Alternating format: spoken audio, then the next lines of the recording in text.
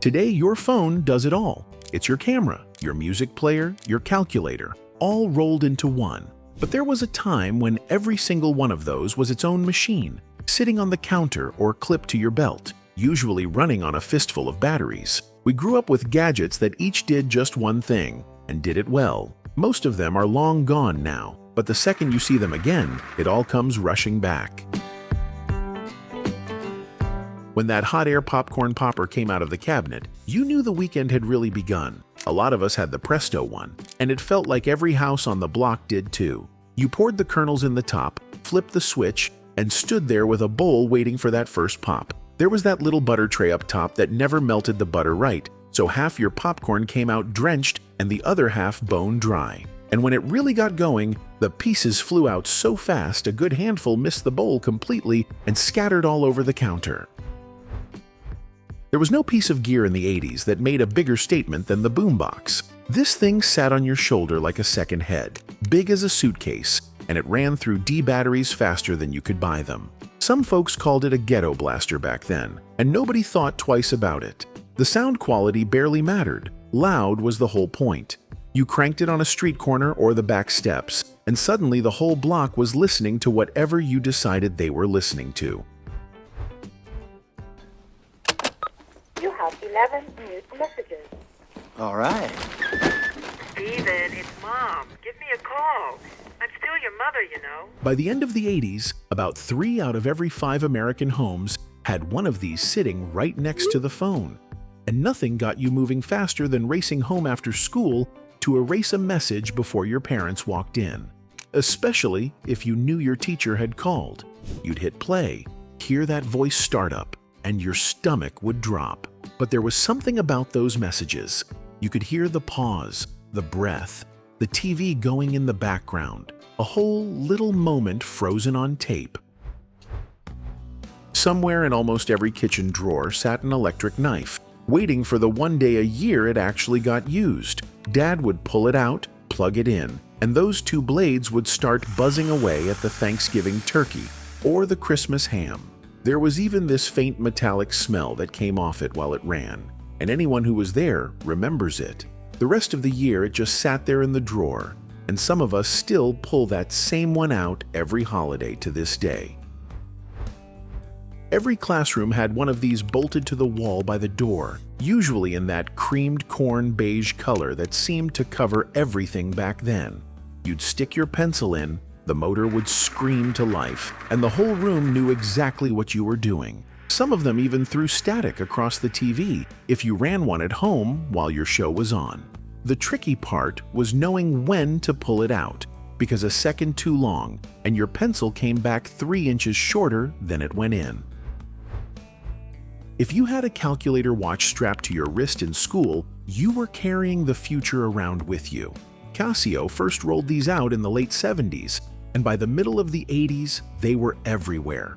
The buttons were so tiny you basically had to file your fingernail to a point just to hit the right one without pressing 3 at once.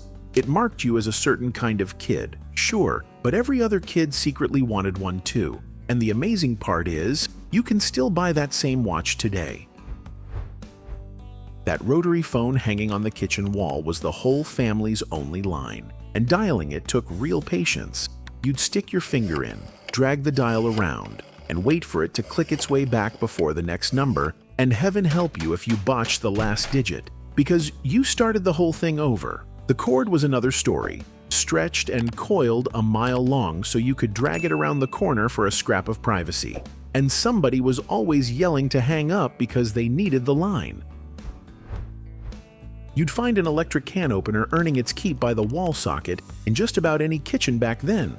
You'd clamp the can in, press the lever down, and it whirred its way around the rim until a magnet lifted the lid clean off. But the real magic was the cat, who came flying into the kitchen the second that motor kicked on. Like every cat was just born knowing that sound meant dinner. A lot of them even had a little knife sharpener on the back that nobody ever used right.